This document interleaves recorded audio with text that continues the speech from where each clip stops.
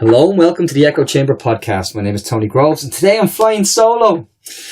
So I can spare you the bad Martin McMahon joke for once, folks. You'll be delighted to hear. And I'm joined in the Tortoise Shack by writer, activist, and for my money, one of the best Twitter accounts about Ruth Fitzpatrick, the other Ireland, the other Ireland, the better Ireland. Yeah. Let's be honest here. Ruth, thanks so much for coming on the podcast. Thank you so much for having me. I think I completely I got my fanboying out of the way before we came on air, but there's still plenty to be said.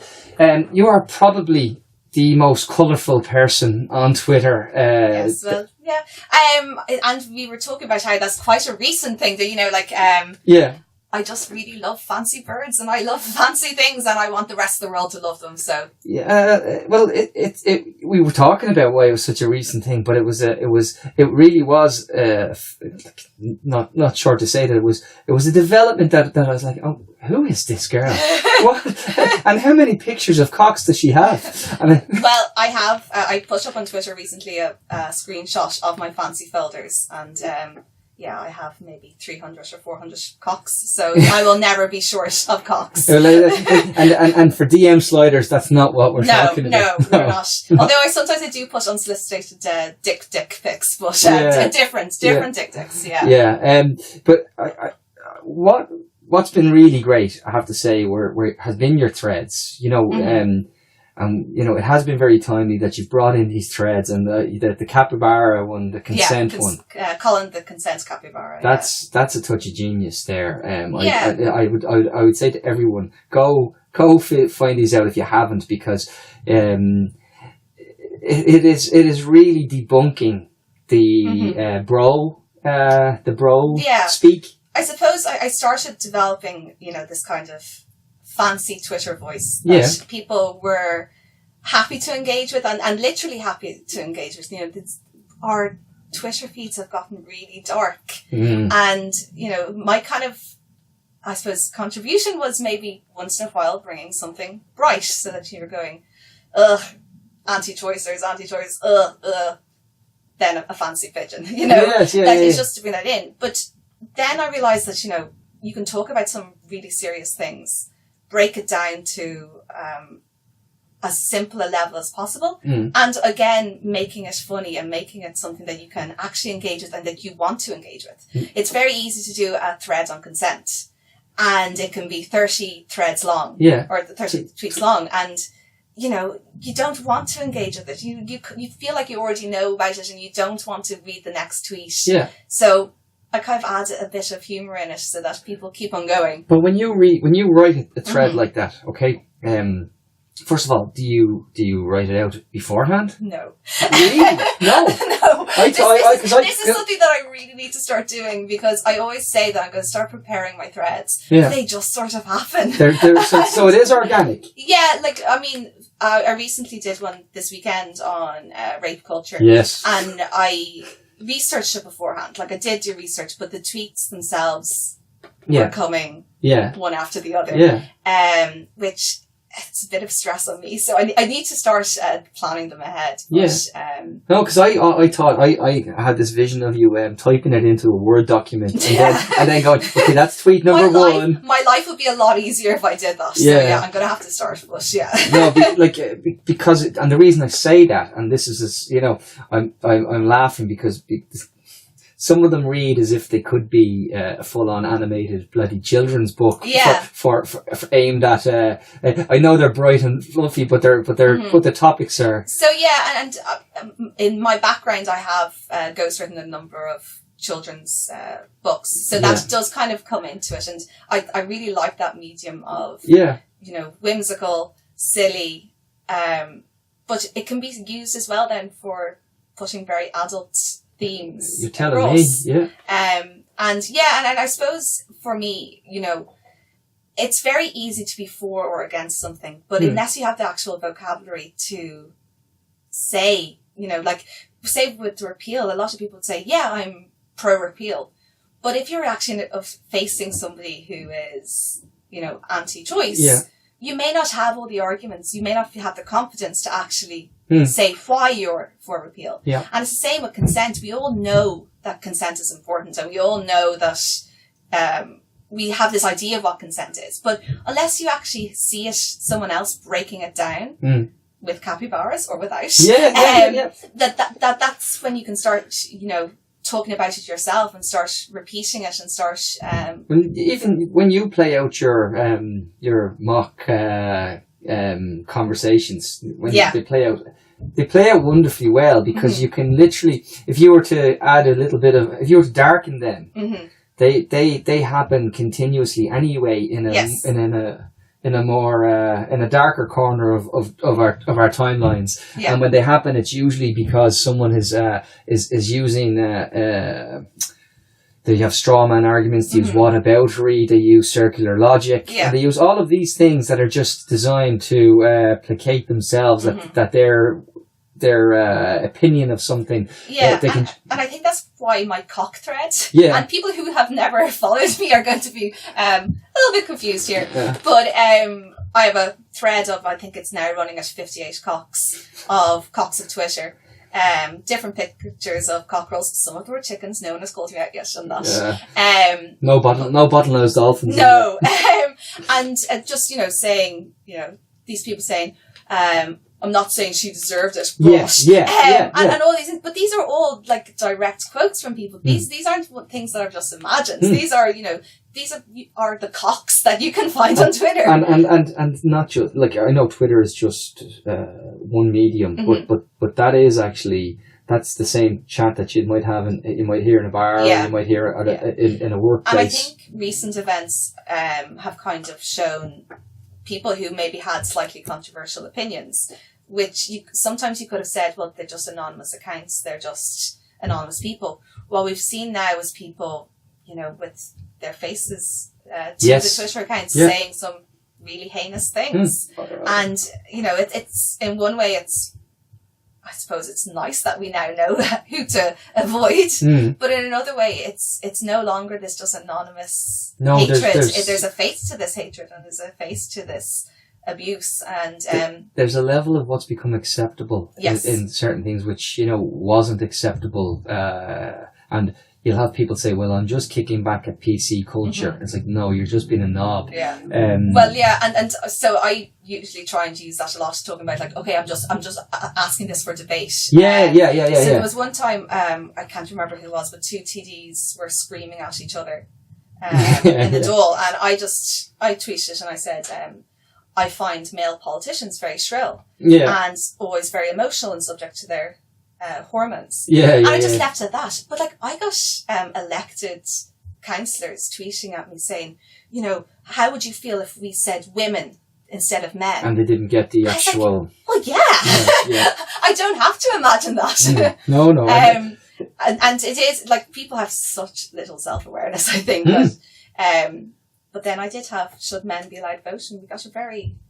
I find that, because I'm going back to interviewing, sitting down with Mary McAuliffe, and the simple thing of women shouldn't be shrill. Women shouldn't be, and and then you talk to a very simple thing. Go Google the top 10 speeches in history and try to find a woman.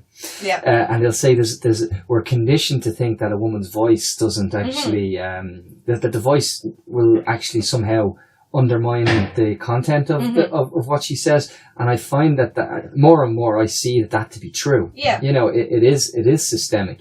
And there's also a degree at the moment, and by the moment I mean this month, where women are just really angry, and I think that if I'm going to be shrill, I'm allowed to be shrill. And I'm going to own my shrillness. But you do get a lot of flack just for putting it out there. And as people who follow me know, 90% of my stuff is not particularly profound, but you do get, well, it's a silliness to it. There's an underlying profoundness. Yes, I would argue that there's it's frivolity, but there's a really good moral compass to it. And I think that's what's really good in what you do. We have to bring up the a bit shook, to be honest, and we do, yes. Yeah, we have to talk. A little bit shook, to be honest. TBH. that was just, it was a masterpiece of using the medium. So talking about, like, do I prepare my stuff beforehand? Yeah. You can tell from my first 4 tweets that I had absolutely no idea of where this was going. Yeah, it originally wasn't even going to be on that subject. But if you want to describe what it was for... Well, like... I always call him Mon Jagurk, and because I don't like saying I don't like saying platforming. And if you say it 3 times into a mirror, Declan Ganley will appear with a writ for you.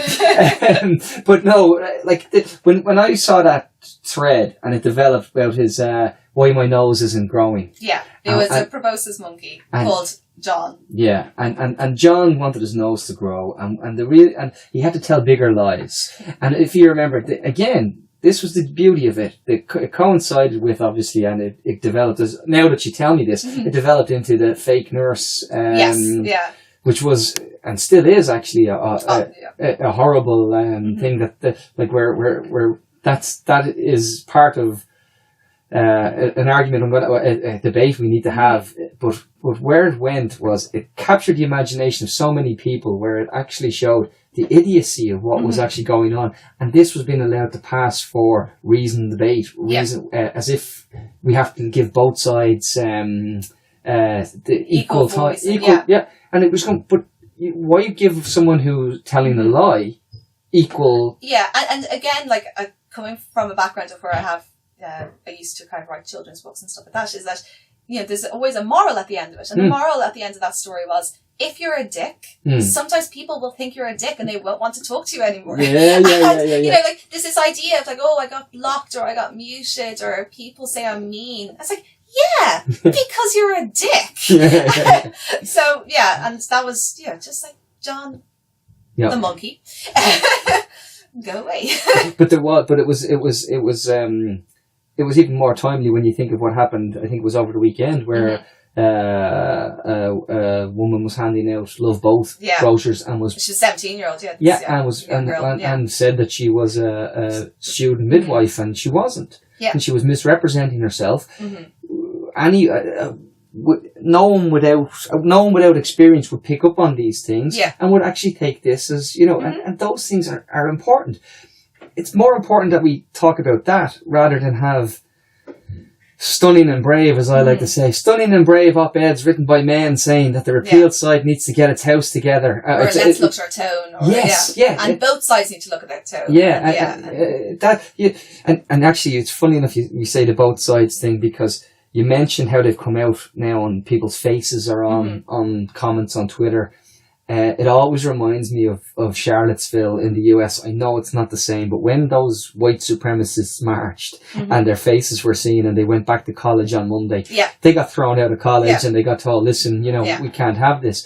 What we have in Ireland is we have this now where it's actually become acceptable to, whether it's ethno-nationalism, whether it's denying women's choice, whether it's this, and it's now becoming like going, oh, well, if you say anything about it, freedom is free speech. Free speech, yes. I have a free speach hook. That makes an appearance most days. And I think that's again, going back to, we are really Twitter-centric here today. Yes. But what you do with it then is you actually just, the simple thing of the image lets people know the absurdity of it. Because the argument, quite often, we actually waste time with that argument.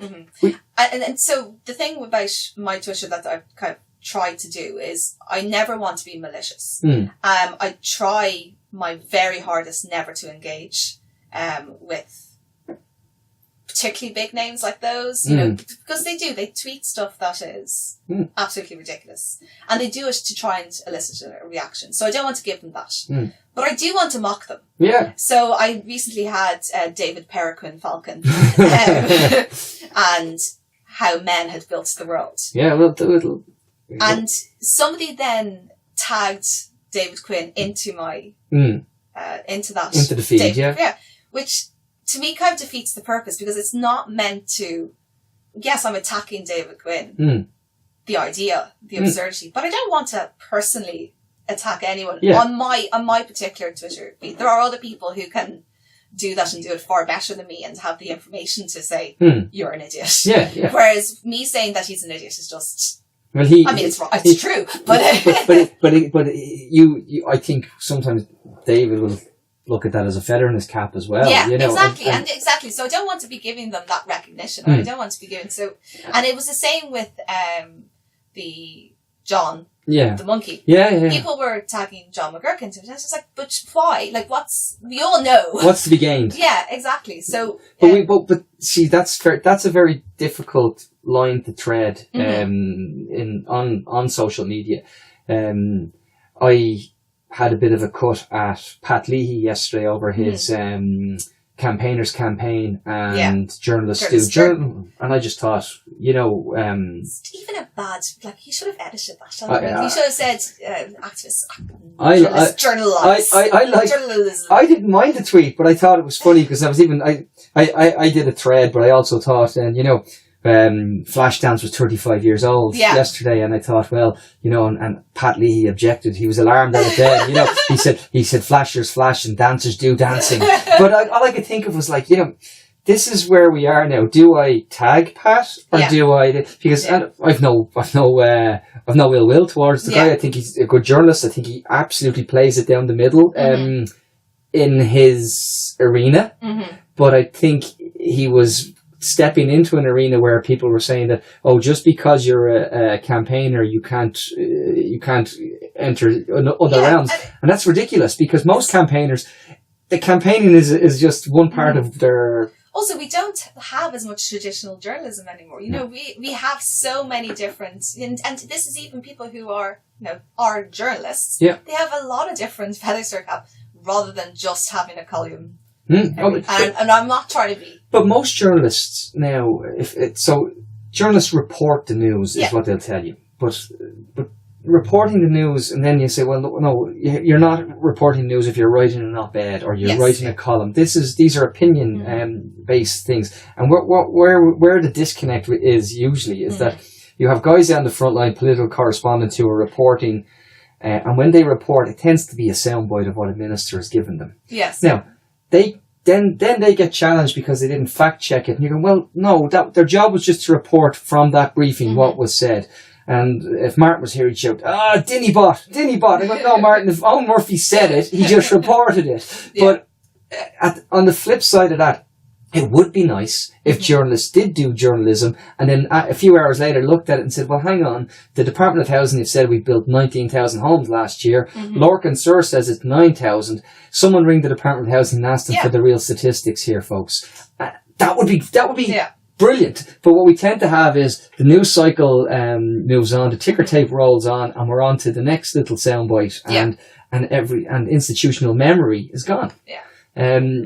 I think like with the whole Pat Leahy thing, it's just, I think perhaps he almost became a shock jock and he didn't like it, and now he's trying to backpedal away from it, I think. And that's perfectly fine. And look, we all say nonsense once in a while, and we all wish it could be deleted from everybody's screenshots. That's speaking from experience. I've been that soldier on a daily basis. So I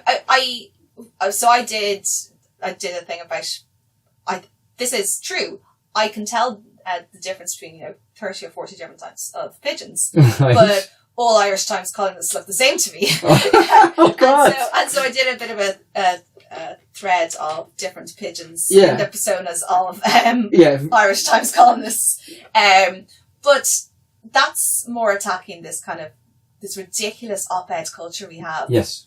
That, just anyone can get an opinion piece and just say absolute nonsense.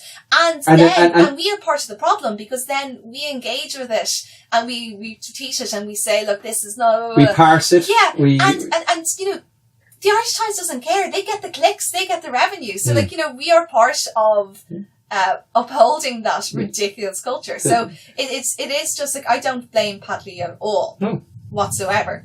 Yes, it'd be lovely if he asked follow-up questions, but he was just doing what... That's it. The issue I think people have is that he then kind of had a bit of a meltdown afterwards. Instead of just owning it, instead of just owning what he had done, he then seemed a little bit thin-skinned. I'm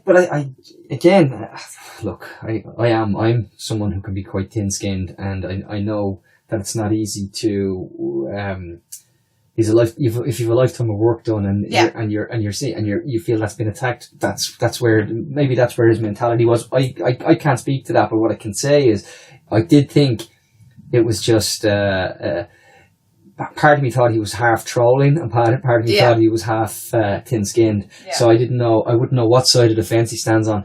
But when it comes to feeding that culture of let's everybody throw up an op-ed, we're not short of shock jocks. Yeah, our media landscape is littered with them, and they can get away with saying anything by just saying, "Oh, this is just an opinion piece." Yeah, and it's in that culture and in that context where we have issues whereby, we've lost Vincent Brown and we've left with Matt Cooper and Ivan Yates, and again they feel a service. But I find where what frustrates me, I don't watch the show. I don't want to watch the show. I wouldn't want to engage with a fella who I think is centre right and a fella who I think is just further to the right of him. And I think there's no balance to the show. But it worries me then that the people who want to build maybe a centre-left coalition go in and get themselves more irritated at this and actually just lift the profile of and give these. Create a voice for this thing that doesn't need to be given anymore, And that's why, to go back to, that's why I use capybaras or I use monkeys to talk about John or whatever else. It's because, you can still talk about the issues, you can still talk about things, and you can try and make the place to sound airy-fairy, try and make the place a little bit better and a little bit... If there was something though... they say when you on your work, you have to sometimes ask for a critique. Yeah. When we're talking, we're pretty much, we're on the same side in terms of pro-choice. We're on the same side of what we're looking for. But we do also, you talked about self-awareness. We have to notice that we do have a gap in convincing people who you'll have people who tell you, "Oh, I think I'm liberal," and then when you talk through their views, they're not really that liberal, and you need to be able to talk to them in a fashion that actually explains to them why you feel important about a certain issue. And we're not great at doing that. Your threads are actually better doing that than most of the bloody debates I see online, because what we end up with is people just reinforcing their views and doubling down, as opposed to actually engaging in a more positive way. In bloody sales, they used to use that awful I know how you feel. I once felt that same way too, but once I got over it, I found, and then and all of a sudden it's like, that's how you sell a pension, Tony. Not in something that matters to bodily autonomy. So I do think there's a debate that needs to be had about people who actually, there's a lot of people who describe themselves as centrists, say, politically, socially, economically, and in terms of these things. But if you're centrist, from my mind, and this is just my money, that's the status quo. Yes. And the status quo, no change is coming through there. It's actually just maintaining the core, whether you want to talk about power systems, power constructs, patriarchy, or whatever it is. So you need to convince people to come on a journey. Here we are, we're using journey but so I used to ghostwrite self-help books as well, so sometimes sometimes I come out with look, I'm sorry, but there's a whole rack of them there, so don't sometimes I come out as very, just be yourself, come on, tell me more. I'm being interviewed here now. But so, do you get frustrated? Because I know I do. So yes, I get very, very angry, and I get very, very upset sometimes, and then I get very frustrated. But how I feel is that I'm not the person to, I suppose, do the debating on Twitter. It's different if you're in person, whatever, but on Twitter, I am not going to change people's minds. Yeah. And, people say, well, oh no, but you should be trying to. It's like, no, that's not what I can do. Yeah. I'm not sure if anyone can do it. And I think that I just decided, okay, recognize that fact. Sometimes, say with my consent thing, or I wrote something about Roy Best, and there were people who said after the Roy Best thing that they said to me, I didn't understand why women were upset. I now understand that. Yes. But that was somebody who was already being convinced. Yeah. It was just simply that they needed to hear the words or read it or see. They couldn't elucidate it themselves. Exactly. And you gave, and I think you're great at that. And so for me, and we talked about how like my Twitter feed is a lovely, glorious echo chamber. Yeah. And I'm perfectly fine with that because it's my Twitter feed. Like, it's, you know, it's, we talk about, you know, it's a public forum. Yeah, it is. But it's for private use, you know? Yeah. The idea that I shouldn't have to, you know, that I should be listening to other people who think that. I got upset one day. I was listening to, Hugh Linehan's podcast, the Irish Times, and love you. And I do. I love you. But he had Josephia Madigan on, and she made what I thought was a faux pas. She was explaining Leo Varadkar had done his first address to the Fine Gael party. Okay. And they were underwhelmed by the speech. So poor old Josephia was put up front to go to bat for Leo and say it was a wonderful speech. So we were all moved. Yeah, so she was challenged. You know, Fia Kelly sat there and said, "Yeah, it was a bit meh, more or less." You know, and Josephia turned around and said, "Well, you know, in fairness to Leo, Hitler was a great orator." Oh my God! So I literally had to pause the podcast, right? Timestamp when it was done, like, you know, at the 34 minute and 27, you know, compared things that, you know, here comes Godwin's Law. And, you know, and I went on Twitter and I said, cause I would normally tweet out the Irish Times podcast anyway on Wednesdays. And I said, oh, and this is the pod where, Josephia compares Leo to Hitler. And literally, when I went in and looked at the tweet again, because it started getting traction, Josephia Madigan had blocked me. And I said, you know, what the hell?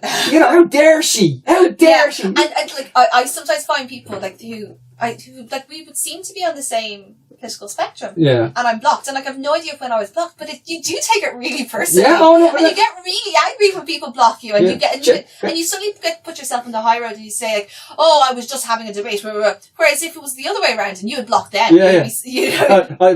But literally within seconds, Hugh Linehan and Jared Cunningham would put me in my box and said like, you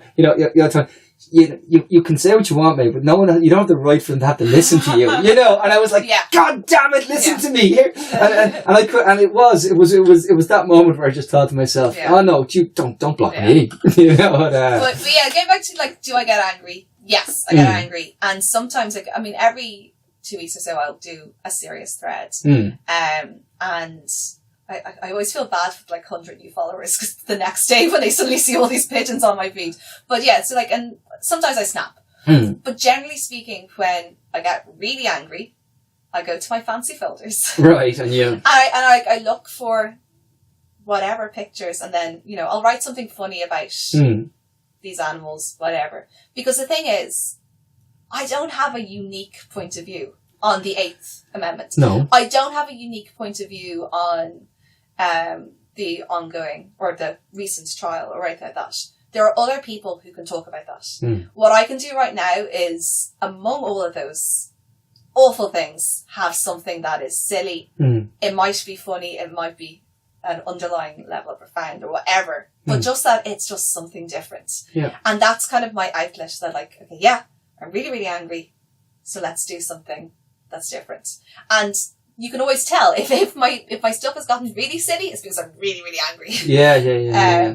But it's just, you know, it's my contribution to just try and make other people just have a moment of just calm. But I can imagine, we always talk about, you know, taking these things further. You alluded to ghostwriting kids' books. I mean, you have a talent for that, for those, putting those things. You can write with the voice of a child on the content of an adult theme. Yeah. That's really powerful sometimes, and it's easy. I remember being told once the best type of English is ladybird English. Yeah, you know, and it's a great phrase, because if you can use ladybird English, who can't misunderstand you? Exactly. Yeah, it's double negative anyway. No, we do have a tendency in Ireland to use far too much language. Oh, yeah. We can just say yes or no. I'm a waffler, absolutely. Yeah. I sometimes even I know I'm being needlessly verbose just to be a prick. Yes. I know, and have you ever looked at your tweets from like 5 years ago or whatever, and you go, oh God, I was an absolute dick. Like say, you five hours ago.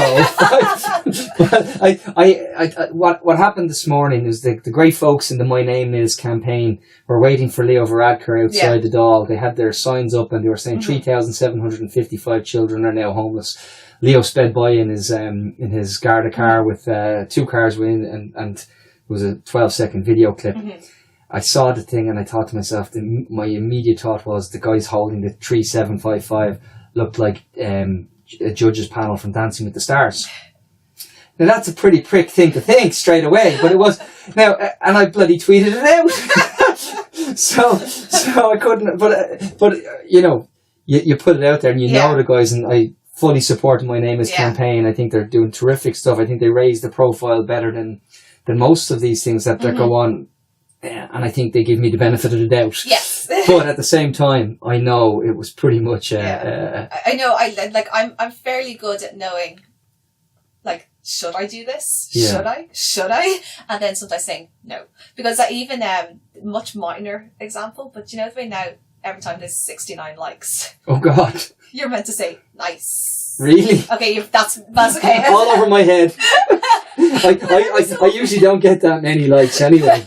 But every so often, like, I'll go to my stuff and I'll see 69 likes. I'll go, nice. And I'm going to, like, take a screenshot about to do it and go, oh, no, wait, that's a thread I wrote about rape. Let's not put that up. Yeah. But yeah, I think you need to have a filter. If, say, for example, for me, where now I'm sort of building this persona, and, like, it's still a fairly small brand, but, like, building this persona of being happy and not patching over the issues. Like that's not that kind of happiness. Like, you know, I am genuinely quite happy. Yeah. Doesn't mean I can't be angry and sad and everything else in between. But yeah, like I do have to kind of, for my brand, just be kind of like, yeah, do you know what? Maybe this isn't the thing to tweet. Who do you look at and go, God, I wish I had that spark they have, or God, I wish I tweeted that. Because I suppose I feel like without, you know, bigging myself up too much, I really like my brand. I really like that. It makes me really happy. There are people, go Chayla. Which is Michaela, so go Kayla. God, I hope she's not listening. She will listen. Okay. I think she is very funny. And also talks about very serious stuff as well. And doesn't mind calling out who needs to be called out. But yeah, I think, like, for me, myself, at the moment, I have the voice I want to have. Yeah. And you've done it very quickly. Yes. Which is like, I mean, like, I see the likes of you. I see good old Michael Big Dirty Fry with his 30-second sketches. And, you know, and he's on a different level. It's actually, maybe I'll put him in there. No, I don't think so. I think you just both do different things, but you both do them in your own way. Like his stuff is just brilliant. And whenever now that he has them all in one memory, it's great to just go to when you're feeling really pissed off to go listen to Michael Woman. I find myself singing the bloody songs. Yeah. I'm making breakfast for the kids and I'm singing hello and welcome to Celebration Talk, and I'm going, what am I doing? I'm becoming that guy. But so there is a lot of talent on Twitter. I'd love to see that talent actually given a bigger platform coming to, you know, you talk about books, you be a natural in that realm, clearly. I think Michael should be writing sketches. I think, you know, there's so much talent out there, and it worries me that I have been very lucky to speak to, you know, writers and actors and directors, and they talk about, you know, well, I can't get funding for this, I can't get funding for that. The story is that Terry McMahon sat in that chair and told me he made Charlie Casanova for €985. It went around the world as a movie, and then when he went back to the film board and said, "Can I have money to make another film?" they said no. We talk about Culture Ireland. We talk about the fact that they're talking about extending the budget. But as far as I see, the only way they spend the money on is making videos to tell us they're extending the budget. And here's a Liam Neeson's voice coming in. We're raising awareness about the need to raise awareness. Yes, Ireland, where we're world class at promising we'll have a world class plan to do something. That is it. And we've been at this for a long time. Yeah. And then once we get to the deadline to do something, we announce the next plan and we kick it further, the can further down the road. You're in the arts, whether you like it or not. Now you're in the arts. Like that's got to be a daunting thing as a writer. Yeah, and I suppose because I've seen the other side of it too, where I've worked in the mass production of literature. You know, like writing romances that are 6,000 words long, and sending them off to the Philippines and they releasing them on Amazon, 300 or 400 books a day. Yeah, and there's no way. I don't understand how people can self-publish. Yeah. Because it's just that market is just so massive. I did. I think I sold about 22 books. But there you go. Yeah. It's dreadful. Yeah. Well, I did recently, a couple of months ago, I did I wrote people romance plots, and I've written one of them up, so I'm going to put them up. It's it was for Kira, and it's set in Bronze Age Ireland. Oh God! And it's about a virgin sacrifice and the lusty young druid who comes into town. Oh dear God! and you should get Kira in Dingle or in Kerry to do a few illustrations for it. But who's an also super talented person. Incredible. Yeah. Yeah, I was really, really blown away when I got the podcast cover. It was just, and the good news is that my kid said, Dad, she made you look well. She's very flattering. Yeah. Thank God for that. She makes Countess Markovich look lovely. But yeah, like the mass production of literature, isn't that just the sentence you shouldn't have to say? Yeah, and in some ways. Yes, absolutely, it's awful for people like me. Yeah. But when I look at, I didn't read romances or erotica or anything like that before I started writing it. Oh God! And then I talk about it on my Twitter feed about how I'm a big fan of dinosaur erotica because it has very strong feminist themes in it. Okay. And these are just 6,000 words. Yeah. Little novellas. Yeah. And it's I sometimes wonder, is there somebody out there who's just, reading their dinosaur erotica and then saying, I'm going to change the world and, beat the patriarchy. And so, oh God.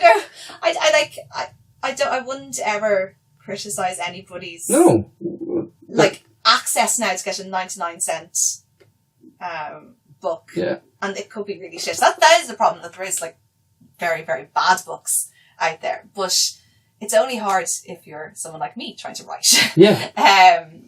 It's not bad for the consumers necessarily. No, but it is in a way, because there's so much content out there, and then sometimes, and people talk about the fact, they say, our instant gratification society on our mind. I don't buy that as much. I don't. I think the tactileness of reading a book is still a great. I think I see it in younger people as well, that they do want to lose themselves in a book.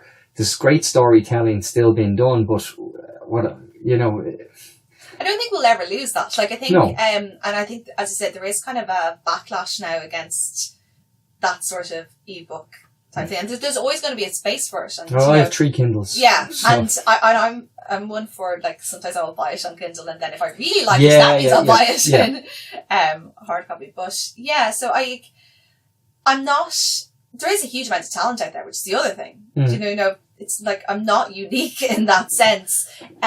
So it's just, I suppose more of us are being told we're great and there's only so much money for us. I think that's where you've hit on the head, because when it comes down to it, the resource to give someone financial security to go and put the time and effort in to deliver the work, that's not there, where you end up needing, it's very much like how they say in the US at the moment, where, back to Pat Leahy's point, where journalists do journalism. They're saying in America now, the journalists coming in, they're being told work for free. And unless mommy and daddy have a trust fund, you can't afford to put your life on hold and do that. So is journalism going to become the domain of trust fund kids? And that's an argument, and it's the same piece where they say, there's privilege that comes with having that someone who was an up and coming. We had John Connors here. John is a traveller who wrote the film Cardboard Gangsters. He wrote that film, and like that has gone to the film board again and said, I have an idea for this other one, and it's based on clerical sex abuse. And they said, thanks, but no thanks, John.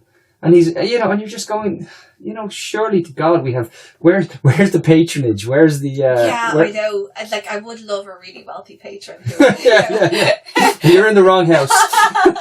But, send me off on a retreat to Cyprus and I could write my book. And if anybody's listening. We just need to do a way where we can collate the Twitter threads into something that we can monetize, and then that you can live off the royalties of that while you're writing. Exactly. Yes. But no one's yet to figure that out yet. No. Unfortunately. Look, as I said, I do think you're very talented, and I was delighted that you agreed to come on. And I know when I asked you were like, what? But it's that's because I wasn't sure if you were actually criticising my use of owls. Listen, I'm seldom actually, serious. Like, the thing about that owl thread though is like I do kind of regret using that owl because it was a thread about rape, and you can't just say, well, some rape is worse than others. It's all rape is rape. That was what the children's story was about, and the kind of protagonist in it is a owl, a very cute owl, and now every time I want to use that owl, it's like, oh, but he's associated with now. So you actually have a character. You have a genre of little characters. So could you imagine now what happens when the capybara meets the owl and they sit there? Exactly. Yeah. You should have them all go out for drinks some night. We'll see. There's a whole realm of possibilities to it. Look again. Keep doing what you're doing. Keep bringing that little bit of light and colour and actual madness, and I would say a certain level of joy to even the darkest of topics, and it's great to have that. There's power in that, and it gives people you can give people a language that they can answer back to debates, and that's powerful. And I really do hope you get your own books out there now. Like if anybody, listen, folks, there's great talent here, and Ruthie is going to be a star if she just given the right opportunity. And please, get behind people like this, because this is where it's about. We are supposed to be an island of poets and writers and singers. Let's make sure we don't lose that tradition, and we nurture it. Thanks so much for coming on. For having me. Really, really, really enjoyed it. Thanks so much. Listen, folks, thanks for listening. Again, subscribe, rate, leave us a 5-star review only. I've seen a few of you doing those 3-star reviews. What are you on? And if you want to, follow us on Twitter. Send me an email at echochamberpod@gmail.com. And talk to you soon. Thanks. Bye-bye.